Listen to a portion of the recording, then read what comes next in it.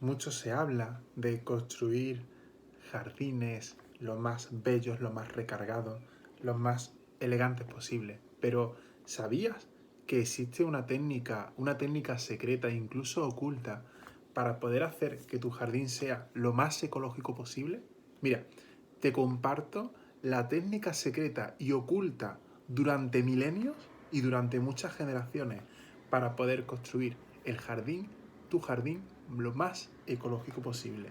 Y literalmente esta información te va a sorprender hasta tal punto de que te recomiendo precisamente que te quedes hasta el final de este vídeo. Sobre todo porque esta información es tremendamente práctica, útil y práctica. Por esa sencilla razón, bueno, recordaros antes, si me estás viendo desde Meta, ¿vale? Pulsa seguir y me gusta. Pero si es que por el contrario, es que me estás viendo de YouTube, bueno, pues entonces en ese caso pulsa suscribirse y activar la campanita con todas las notificaciones. Y ahora, señores, claro que sí, y sin más dilación, comenzamos. Amigos míos, ¿qué tal estáis? Y sed bienvenidos. Mi nombre, para la gente que no me conozca, es Juan Carlos. Y soy el autor de la saga Mente Ecologista, que es justamente la que tenemos aquí. Vamos a seguir trabajando con todos estos principios, pero recuerda, y antes de nada, sobre todo, esta es la técnica secreta y oculta e incluso milenaria para hacer que tu jardín sea lo más ecológico posible. Vamos a ello. Mira, una de las cosas que ocurre precisamente en el planeta Tierra es que el planeta Tierra es un superbioma o un suprabioma de biomas. A la gente que no sepa no de lo que estoy hablando y tal. Mira, un bioma, vamos a ir a página 39, para aquellos que ya tengáis mente ecologista, ¿vale?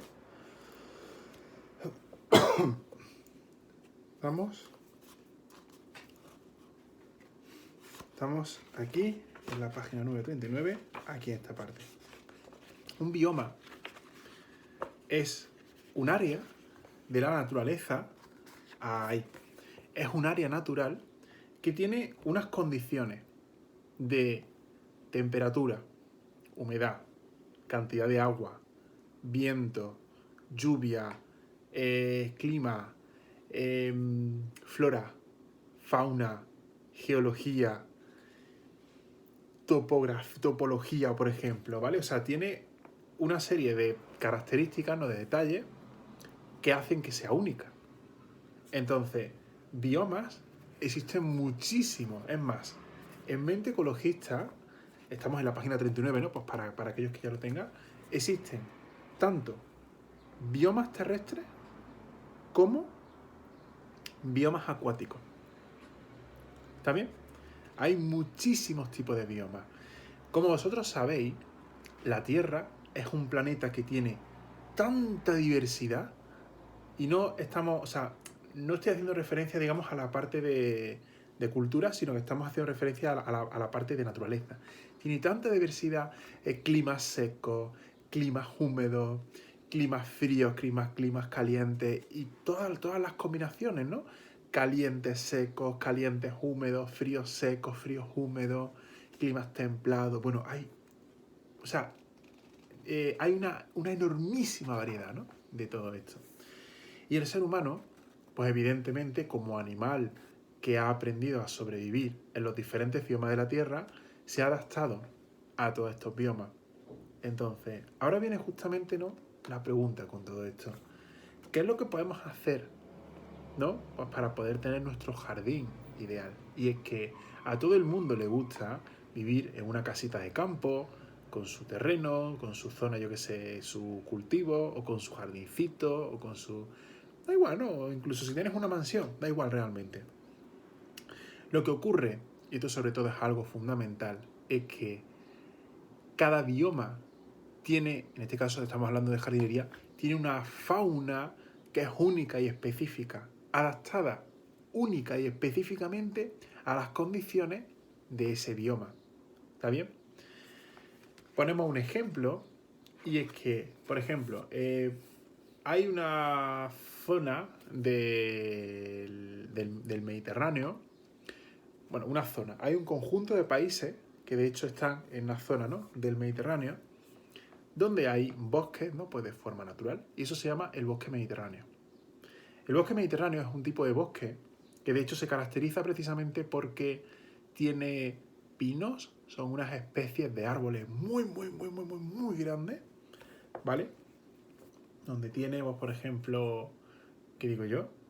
Tiene arbustos como el romero, el tomillo, tienen herbáceas que se adaptan, ¿no?, pues precisamente a esas condiciones.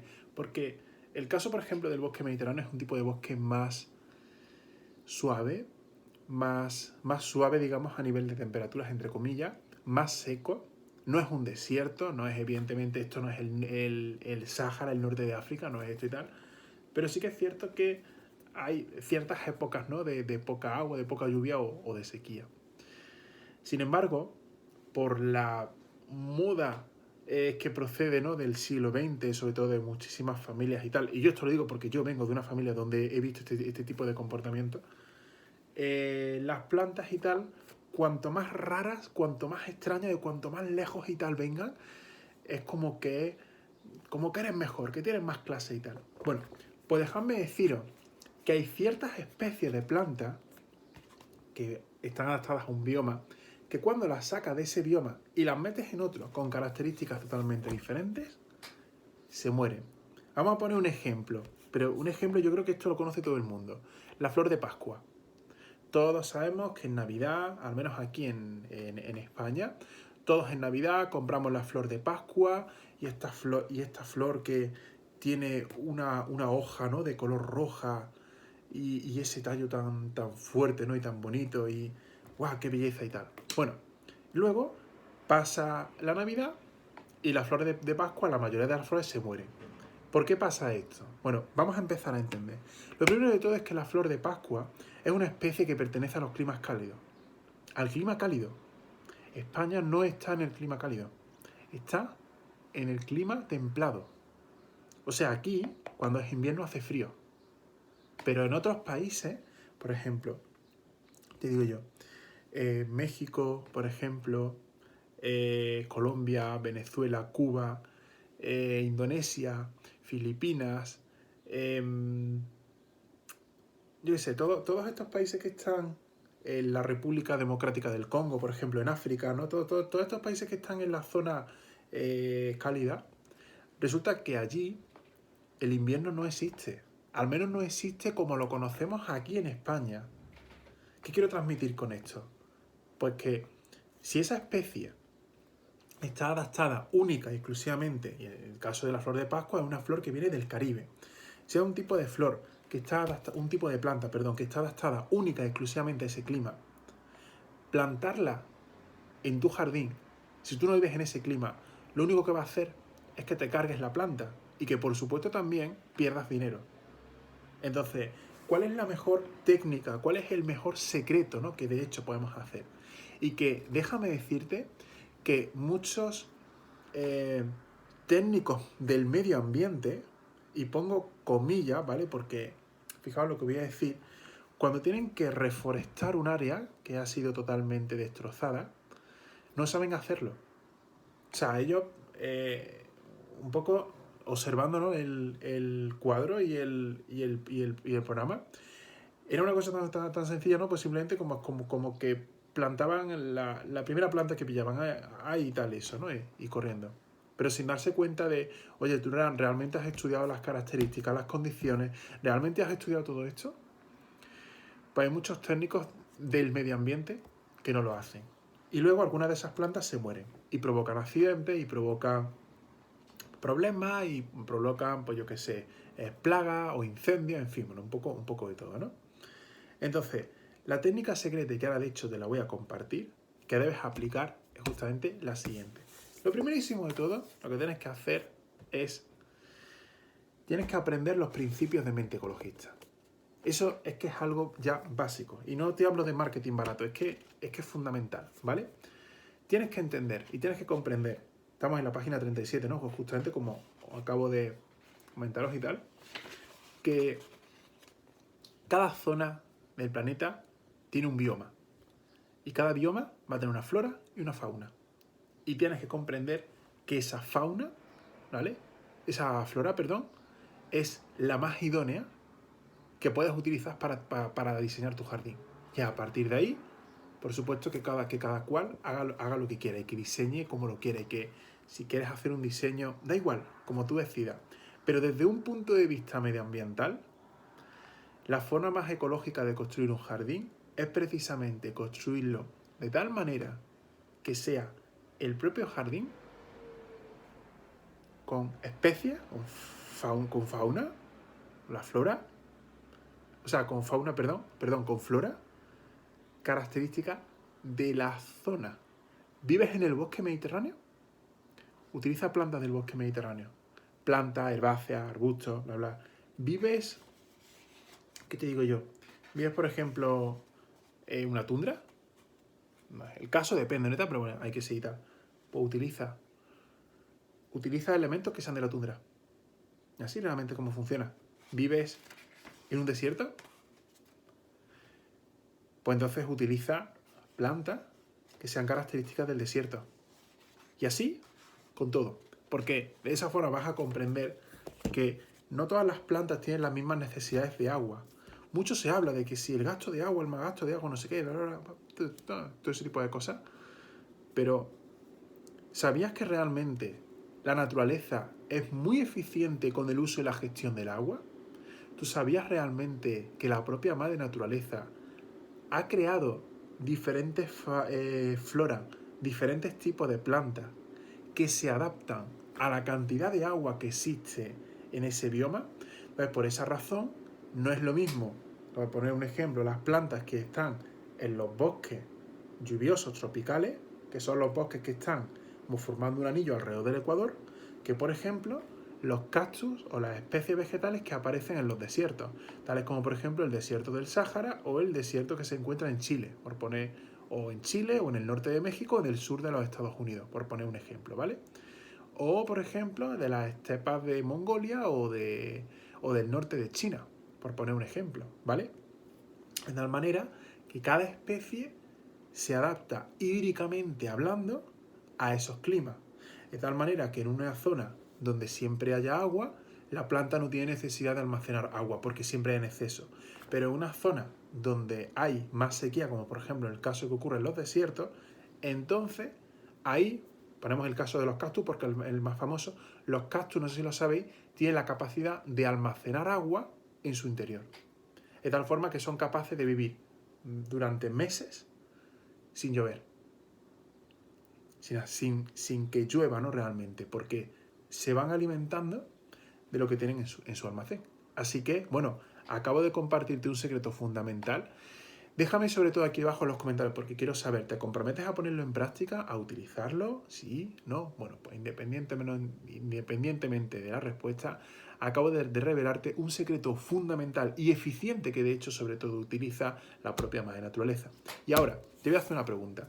¿Quieres convertirte en un auténtico, en un verdadero ecologista? ¿Quieres profundizar realmente en todos estos principios y quieres convertirte en un verdadero ecologista solucionador de problemas? Porque aquí estamos para solucionar los problemas y no para otra cosa. Bueno, pues te voy a dejar justamente aquí debajo el enlace para que puedas adquirir la saga Mente Ecologista lo antes posible, porque se trata justamente de eso. Y recuerda, sobre todo, fundamental, una vez que ya lo tengas, ¿vale? Aplicar el método científico. Estudia, aprende dichos principios y el paso número 3, aplica. Aplica todo esto para que puedas generar los resultados que realmente necesitamos. Porque ya es el momento de cambiar la relación que tenemos con la madre naturaleza. Hace 2 siglos, hace un poquito más de 2 siglos, con la aparición de la primera revolución industrial, la civilización humana cambió drásticamente. Pero también cambió el medio ambiente, ¿vale? Y el problema que tenemos actualmente es que si seguimos con ese modelo de sociedad y de civilización en la que para hacerlo todo necesitamos seguir emitiendo gases nocivos a la atmósfera, va a llegar un punto en el que nuestra civilización podría entrar en una quiebra.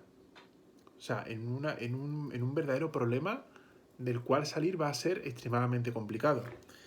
Y allá afuera te vas a encontrar mucha gente diciendo, guau, esto es el fin del mundo, esto no tiene solución, no sé qué y tal, todo eso. Pero déjame decirte una cosa. En el año 2020, el sistema inmunológico del planeta Tierra salió diciendo que como sigamos con ese comportamiento, ella puede responder de esa forma. El sistema inmunológico del planeta Tierra es el mismo sistema inmunológico que, por ejemplo, tenemos los seres humanos. Cuando nosotros tenemos una enfermedad, él actúa de tal manera que destruye la enfermedad para poder seguir viviendo. Pues la naturaleza hizo lo mismo.